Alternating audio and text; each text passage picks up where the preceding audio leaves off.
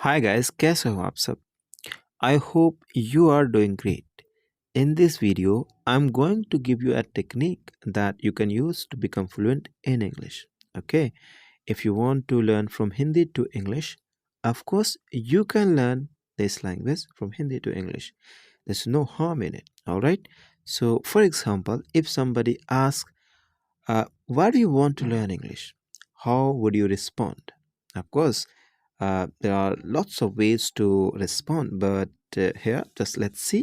And let's see how we can respond and how we can practice. Okay, just today, I'm going to give you some tips so that you can use in such a way in order to become fluent in English. All right, let's get started. For example, आप कुछ भी कह सकते हैं, जैसे सच कहूँ तो मतलब टू बी ऑनेस्ट। अगर चाहता तो नहीं भी लगाता, लेकिन स्टार्ट करने के लिए कॉन्वर्सेशन को अगर मैं कहता हूँ तो कोई बात नहीं। जैसे सच कहूँ तो टू बी ऑनेस्ट। ओके, मैं राहुल हूँ, मैं अपना नाम लेना चाहता हूँ। I could say I am Rahul. Alright, मुझे यह भाषा बहुत पसंद है, तो I love this language so much. Okay, कह सकते हैं I love this language so much. जब मैं बच्चा था तो मैंने लोगों को अंग्रेजी बोलते हुए सुना। आपको वीडियो को अच्छे से देखना है, जहाँ जो स्ट्रक्चर लगेगा कि मैं आपको बता दूं, तो स्ट्रक्चर को भी बताते हुए चलूँगा ताकि आपको अच्छे से समझ में आ सके। ओके, जब मैं बच्चा था तो मैं कह सकता हूँ when I was a kid, मैंने लोगों को अंग्रेजी बोलते हुए सुना। I heard people speaking English. Okay, I heard people, यानी पीपल की जगह पे कोई भी ऑब्जेक्ट हो सकता है, और जो कंटिन्यूअस एक्शन को हम दिखाते हैं यहाँ पे लगातार वाली, तो इसलिए यहाँ पे आपको जीरन लगाना पड़ता है। जैसे मैंने उसे जाते हुए देखा, आई सा हिम गोइंग। उसी तरीके से हेयर भी आई हर्ड, आई मतलब यहाँ पे वर्ब की सेकंड फॉर्म है, हेयर का सेकंड फॉर्म हर्ड। ठीक है, आई हर्ड हिम स्पीकिंग, इस तरह से इसे यूज करते हैं। ठीक है, अब आगे बढ़ते हैं।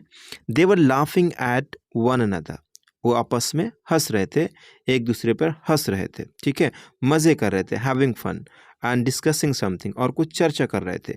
तभी दैट्स व्हेन, यहाँ पे दैट्स व्हेन भी एक इंपॉर्टेंट स्ट्रक्चर एक तरह से कह लो। दैट्स व्हेन तभी मतलब ठीक उसी समय। ठीक है, दैट्स व्हेन मैं सोचा कि मतलब मैंने सोचा कि मैं एक दिन एफर्टलेस इंग्लिश बोलूँगा। ठीक है, इस तरह से कुछ Hindi. That's when I thought I would speak English one day effortlessly. Okay, तो हिंदी पे नहीं, जो मैं कह रहा हूँ उसे आपको समझना है।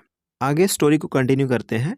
तब से मतलब उस समय से। ठीक है, तब से मैं अंग्रेजी में फ्लुएंट होने का प्रयास कर रहा हूँ, लेकिन फिर भी मैं अब तक अंग्रेजी में फ्लुएंट नहीं हो सका। द रीज़न मतलब जिसके कारण मैं अभी तक फ्लुएंट नहीं हुआ हूँ, वो इसलिए क्योंकि मुझे ग्रामर का कॉन्सेप्ट और रूल्स रेगुलेशन मिलता रहा। सिंस देन, तब से I have been trying to become fluent in English, but still, लेकिन फिर भी I couldn't become fluent in English by now. The reason why I haven't become fluent in English yet, मतलब वो कारण जिसके कारण मैं अभी तक फ्लुएंट नहीं हुआ हूँ, वो इसलिए, इज़ बिकॉज मतलब वो इसलिए क्योंकि I kept getting the concept, मुझे कॉन्सेप्ट मिलता रहा। क्या? ग्रामर का रूल्स और रेगुलेशन। सिर्फ कॉन्सेप्ट मतलब मुझे मिलता रहा, मतलब पढ़ता रहा। ठीक है, समझता रहा। ठीक है, उसके आगे देखते हैं। लेकिन जब मुख्य रूप से अभ्यास की बात या फिर बारी आती थी, तो हम अक्सर टाल मटोल करते थे, मतलब प्रैक्टिस नहीं करते थे। अगर मैंने ठीक से अभ्यास किया होता तो आज मैं अंग्रेजी बोल रहा होता। यहाँ पे but when it came to mainly practice, यहाँ पे केम टू है, कम नहीं है। क्यों? क्योंकि पास्ट में कही गई है। ठीक है, but when it came to mainly practice, practice की बारी आती थी, वी ऑफन प्रोक्रेस्टिनेटेड, हम टाल मटोल करते थे। If I had practised properly, मतलब अगर हम ठीक से अभ्यास किए होते, I would have been speaking English today. अगला स्टोरी है। जैसे आप काम कर रहे हो। ओके, आप कहते हो for what have you come now. For what have you come now मतलब कि अब किस लिए आए हो। तो सामने वाला बंदा कहता है, मुझे क्या पता था कि तुम आओगे और काम करते रहोगे। मुझसे कहा गया कि आप नहीं आ पाओगे और हमें इसे ख़त्म करना था। ओके, तो इसकी इंग्लिश होगी, लिटिल डिड आई नो, मुझे क्या पता था, यू वुड कम, कि तुम आओगे और काम करते रहोगे, कंटिन्यू वर्किंग।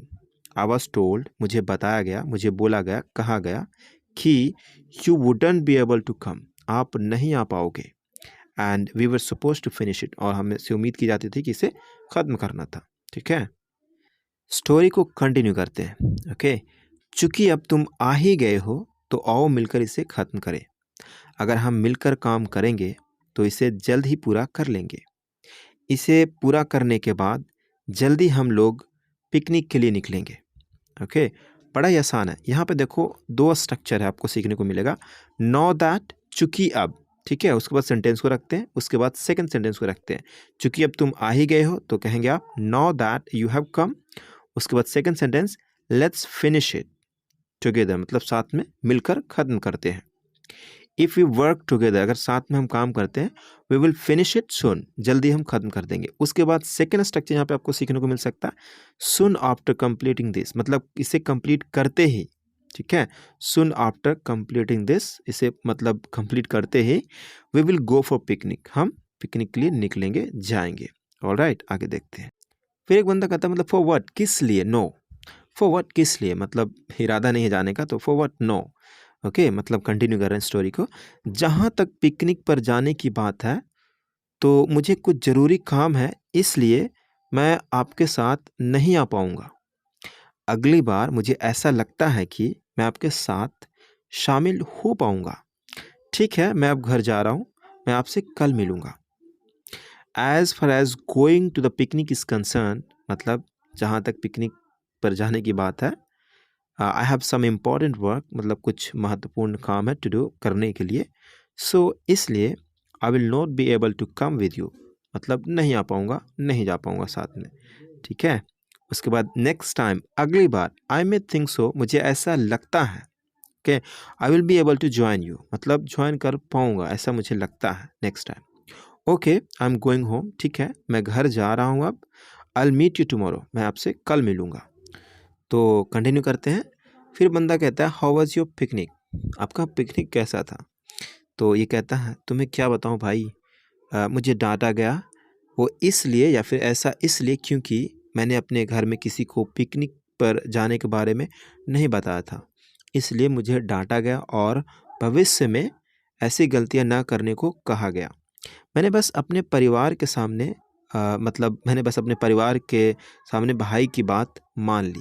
ओके, तो सिंपल कह सकते हैं what to tell you bro, मतलब क्या बताऊं, आई वॉज स्कॉल्डेड, मुझे डांटा गया, इट्स बिकॉज, इसका मतलब होता है वो इसलिए क्योंकि। ओके, मतलब रीज़न बताने के लिए इट्स बिकॉज हम एडवांस में यूज़ करते हैं। Okay, I didn't inform anyone, मतलब किसी को इन्फॉर्म नहीं किया, इन माई हाउस, मेरे घर में, about going for the picnic, जाने के बारे में, पिकनिक पर जाने के बारे में।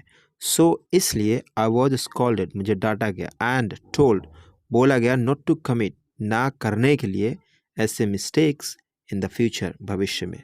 Okay, I just agreed brother, मतलब मैं सहमत हो गया, मान गया, in front of my family.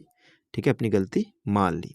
Alright, okay, एक बात मैं आपको बताना चाहता हूँ कि जब आप भी सेंटेंस बोलते हैं, जब आप प्रैक्टिस करते हैं खुद से, मान लो कि आप 30 सेकेंड्स तो बोल ही सकते हैं, उसके बाद आपको लगता है कि नहीं अब मेरे पास शब्द नहीं है, अब मैं क्या बोलूँ, तो आप क्या करें कि पेन पेपर लेकर के आप लिखें।